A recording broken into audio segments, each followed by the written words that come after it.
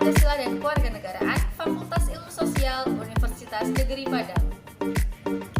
Di video kali ini saya akan menjelaskan materi sesuai dengan judul besar, yaitu perilaku toleran terhadap keberagaman suku, agama, ras, dan antar golongan. Adapun video ini merupakan penugasan mata kuliah Teknologi Informasi dan Pembelajaran yang diampu oleh Bapak dosen Zaki Farid Lutfi SPD MPD dan Dr. Junaidi Indrawadi SPD MPD. Oke teman-teman, tanpa memperpanjang pembukaan, langsung saja yuk kita ke pembahasannya. Selamat menyaksikan. Pertama, ada yang udah tahu belum sih apa yang dimaksud dengan sikap toleran? Sebagian mungkin ada yang sudah tahu dan sebagian belum ya. Jadi, yang dimaksud dengan sikap toleran adalah suatu sikap untuk menahan diri, bersabar, kemudian mendengarkan pendapat orang lain, dan berhati lapang terhadap pendapat orang lain yang berbeda-beda. Sikap toleransi itu didasarkan pada sikap hormat kita terhadap sesama manusia, harkat martabat manusia, hati nurani dan keyakinan, serta keikhlasan kita terhadap sesama, baik apapun agama, suku, golongan, ideologi, ataupun pandangannya. Dan di video kali ini saya akan menjelaskan lebih lanjut mengenai perilaku toleran. Yang pertama, perilaku toleran terhadap kehidupan beragama, perilaku toleran terhadap keberagaman suku dan ras di Indonesia, dan yang terakhir perilaku toleran terhadap sosial dan budaya. Oke, langsung saja yuk ke pembahasan lebih lanjut mengenai perilaku toleran dalam kehidupan beragama. Toleransi dalam beragama artinya sikap kita untuk saling menerima dan adanya keterbukaan terhadap umat dengan agama yang beragam. Seperti yang kita ketahui nih, di Indonesia agamanya nggak hanya satu ya. Coba diingat-ingat ya teman-teman, ada berapa agama sih yang diakui di Indonesia?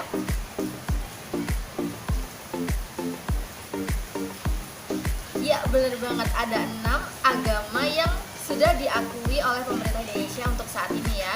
Yaitu yang pertama ada agama Islam, agama Kristen, agama Katolik, agama Hindu, agama Buddha, dan yang keenam agama Konghucu.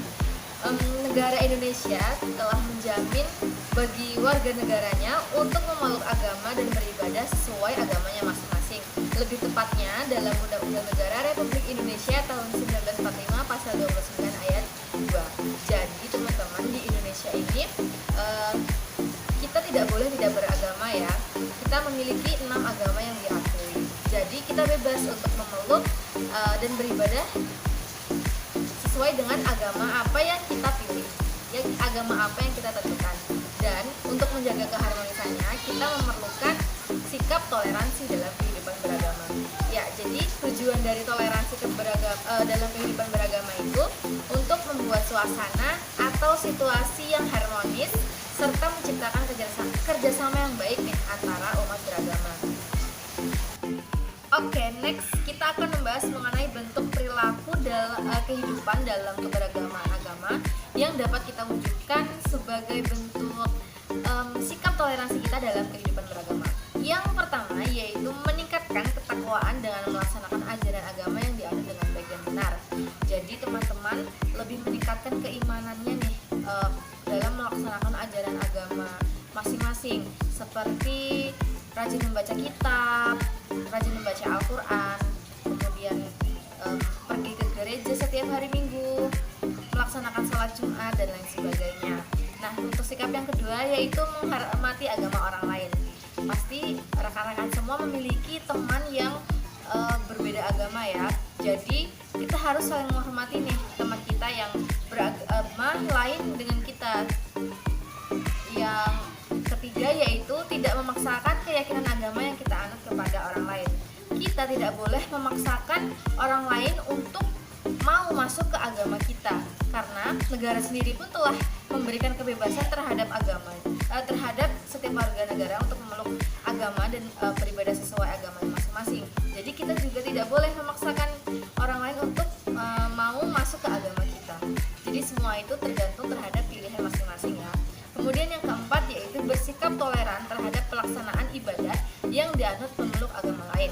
Artinya ketika ada rekan kita yang sedang beribadah, rekan kita yang berbeda agama sedang beribadah, kita tidak boleh mengganggunya teman-teman. Misalnya teman kita lagi sholat terus kita ganggu biar teman kita tertawa, itu perbuatan yang sangat tidak baik. Oke teman-teman, jadi jangan sampai kita mengganggu teman kita yang sedang melaksanakan ibadah ya. Itu merupakan salah satu bentuk toleransi dalam kehidupan beragama. Oke, kita ke pembahasan yang selanjutnya mengenai faktor pendorong dan penghambat toleransi dalam kehidupan beragama. Langsung aja kita ke pembahasan ke faktor pendorongnya dulu ya. Yang pertama yaitu kesadaran dalam beragama.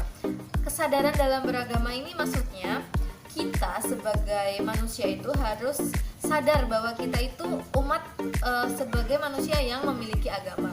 Maksudnya kesadaran beragama ini bisa kita katakan sebagai rasa keagamaan kita, kemudian pengalaman ketuhanan kita, keimanan, sikap dan tingkah laku keagamaan kita yang kita tunjukkan dalam kehidupan sehari-hari.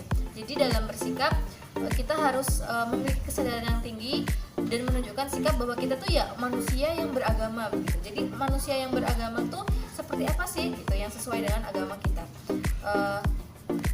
Karena tentunya setiap agama itu mengajarkan hal-hal yang baik ya. Nah, kemudian yang kedua, sering mengikuti kegiatan sosial dan keagamaan. Jadi teman-teman ketika kita sering berkumpul dengan orang-orang, kemudian mengikuti kegiatan sosial dan keagamaan, akan timbul sikap toleransi kita. Karena dalam kegiatan sosial kita pasti mungkin mendengarkan ketika mereka berpendapat, kemudian ada hal-hal yang membuat kita marah, kemudian kita belajar bersabar. Seperti yang sudah saya jelaskan di awal tadi kan, perilaku toleran itu perilaku dalam menahan diri, kemudian bersabar, mendengarkan orang lain. Dan dalam kegiatan sosial pasti kita temui hal-hal itu gitu. Jadi dalam kegiatan sosial kita bisa belajar untuk menumbuhkan sikap toleransi kita. Nah, yang ketiga, kebijakan peraturan yang dibuat pemerintah dan sebagainya. Ini jelas banget ya. Jadi pemerintah pasti akan membuat peraturan-peraturan yang tujuannya itu menciptakan keharmonisan antar umat beragama. Jadi itu bisa menumbuhkan sikap toleransi kita dalam kehidupan beragama. Nah, untuk faktor penghambatnya, yang pertama semangat kekeluargaan yang menurun. Jadi ketika kita udah nggak semangat nih, semangat kekeluargaannya itu sudah hilang. Jadi kita udah mungkin malas untuk ikut kerja bakti, malas ikut kegiatan sosial dan lain sebagainya. Kita akan menjadi makhluk penyendiri yang kemudian tidak akan kesulitan gitu ya dalam belajar untuk bersikap toleransi, karena kita tidak bertemu dengan orang lain, kita tidak terbiasa mungkin mendengarkan pendapat orang lain dan sebagainya, kita sudah malas untuk berurusan dengan orang lain. Itu sesuatu hal yang sangat mengkhawatirkan ya teman-teman. Jadi jangan sampai semangat kekeluargaan kita menurun. Kemudian fanatisme agama. Fanatisme agama ini juga tidak baik, karena fanatisme agama berarti kan kita terlalu mengunggulkan agama kita nih, dan kemudian kita menganggap bahwa agama yang lain itu jelek. Jadi nggak boleh seperti itu. Setiap agama itu pasti memiliki setiap agama itu pasti mengajarkan hal-hal yang baik. Jadi kita harus menghargainya. Jadi kita jangan juga terlalu fanatik terhadap agama kita, karena bisa saja itu menimbulkan sikap bahwa meremehkan agama lain gitu ya. Teman-teman semua masih semangat ya untuk mendengarkan penjelasan saya? Oke, next tentang perilaku toleran terhadap keberagaman suku dan ras di Indonesia. Seperti yang kita ketahui bersama bahwa negara Indonesia itu terdiri atas berbagai macam etnis atau suku bangsa dan rasnya.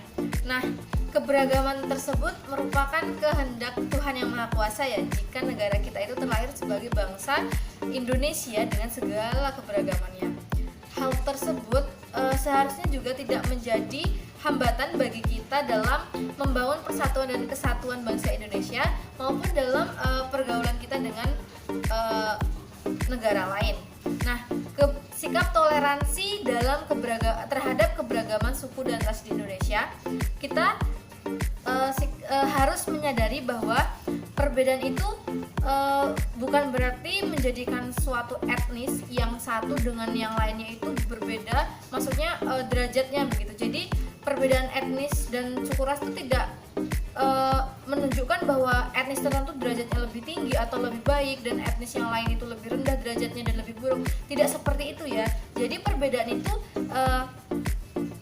ya memang berbeda saja suku dan rasnya begitu, bukan derajat ataupun lebih baiknya gitu. Yang membedakan seseorang baik atau tidak itu bukan dari suku atau rasnya begitu. Sebab perbedaan kita dengan orang lain itu juga sebenarnya tidak menunjukkan bahwa orang lain lebih baik daripada kita ataupun kita lebih baik daripada mereka begitu. Segala perbedaan itu merupakan kehendak Tuhan gitu, bahwa kita tuh memang terlahir berbeda. Bukan berarti kita lebih buruk ataupun lebih baik begitu teman-teman. Nah, jadi wajib bagi kita untuk menghargai perbedaan tersebut agar kita berperilaku baik terhadap sesama manusia, tidak memandang dia dari suku atau etnis manapun, tidak memandang rasnya apa gitu. Kita harus menjunjung tinggi harkat dan martabat manusia, derajat, kemudian martabat kemanusiaan, dan kita tuh harus bersikap saling toleransi dan menghormati satu sama lain. Oke teman-teman, bisa dipahami ya. Ke slide selanjutnya, yaitu sikap toleransi terhadap suku, bangsa, dan ras.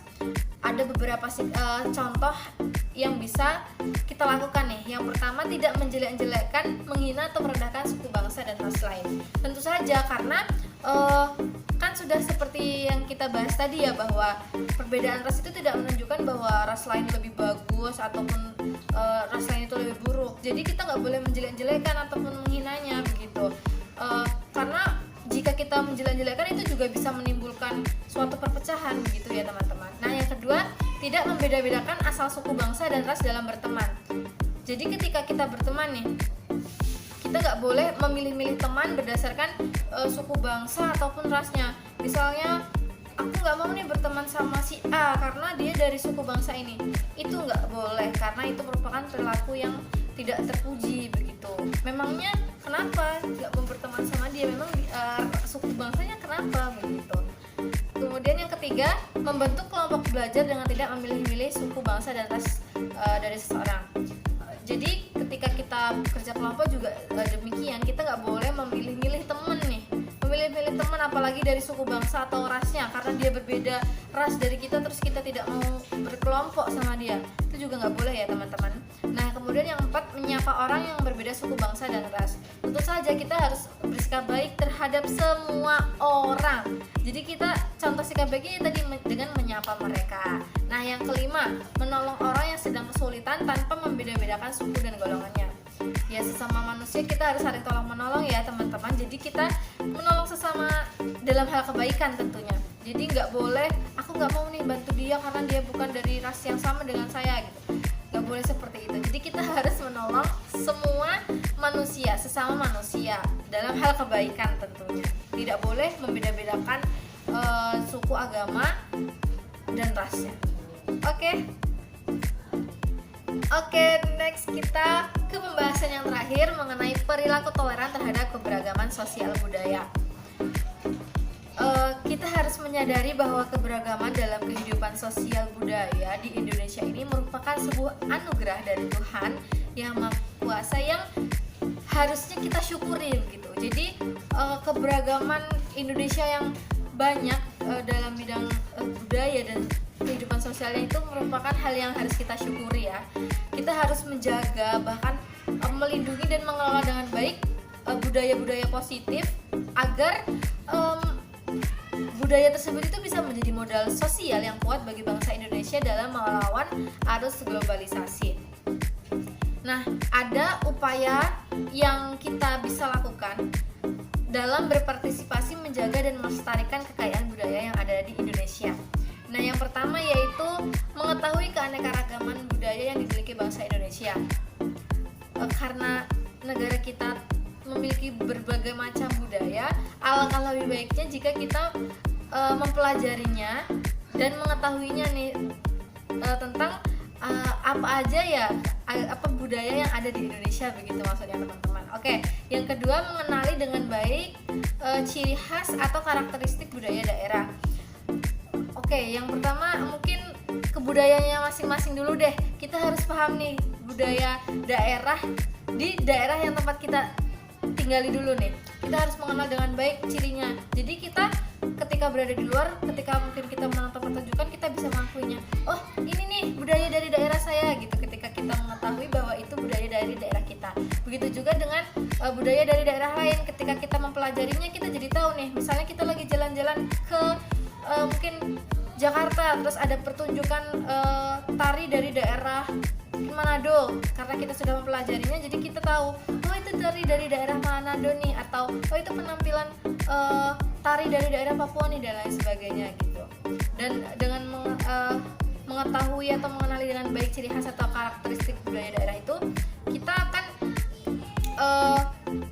ya dapat mempertahankan budaya kita begitu. Jadi nggak bisa main diklaim sama orang lain, kita tahu bahwa itu budaya kita begitu ya teman-teman. Nah yang ketiga, mempelajari serta menguasai salah satu seni budaya yang diminati.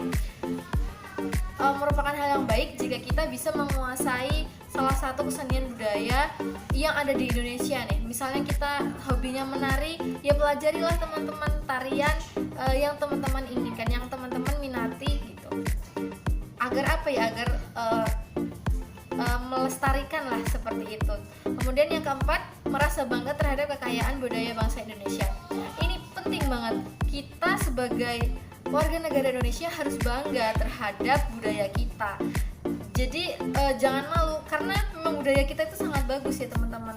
Dengan udahlah banyak budayanya, keren-keren abis lagi, jadi kita harus bangga. Nah yang selanjutnya yaitu mampu menyaring dan tidak mengikuti budaya asing yang bertentangan dengan nilai-nilai luhur bangsa Indonesia. Di era yang serba modern saat ini, kita bisa mengakses budaya-budaya dari negara lain hanya melalui telepon. Nah, kita harus bisa memilahnya nih, memfilter ya teman-teman. Mana sih budaya yang baik, sebuah budaya baik. Maksud saya, mana sih budaya yang tidak sesuai dengan nilai-nilai bangsa Indonesia, mana yang sesuai begitu. Jadi kita boleh mengikuti budaya asing tapi yang masih sesuai lah dengan nilai-nilai bangsa Indonesia. Jadi sesuai dengan nilai-nilai Pancasila ya. Jangan sampai budaya-budaya asing yang tidak sesuai dengan nilai-nilai bangsa Indonesia kemudian kita ikuti, karena itu bisa menjadi hal yang kurang baik gitu. Selesai sudah nih penjelasan saya mengenai perilaku toleran dalam kehidupan beragama terhadap keberagaman suku dan ras di Indonesia dan terhadap keberagaman budaya Indonesia. Dari penjelasan saya tadi juga ada beberapa hal yang dapat kita simpulkan ya. Bisa teman-teman lihat sendiri nih di slide-nya. Pada intinya kita harus memahami bahwa perilaku toleran itu sangat penting dalam menjaga persatuan dan kesatuan bangsa Indonesia. Dan juga keberagaman yang dimiliki Indonesia itu bukanlah hambatan teman-teman, tapi kita harus memaknainya sebagai anugerah yang sudah seharusnya kita syukuri dan juga kita lindungi. Saya harap teman-teman bisa memahami penjelasan yang telah saya berikan. Mohon maaf apabila ada kata ataupun perilaku yang tidak berkenan di hati teman-teman yang sudah menonton video ini. Terima kasih sudah menonton, jangan lupa like, share, dan subscribe ya. Kritik dan saran saya terima dengan terbuka, tapi mohon dengan bahasa yang baik dan benar. Oke, saya akhiri. Wassalamualaikum warahmatullahi wabarakatuh.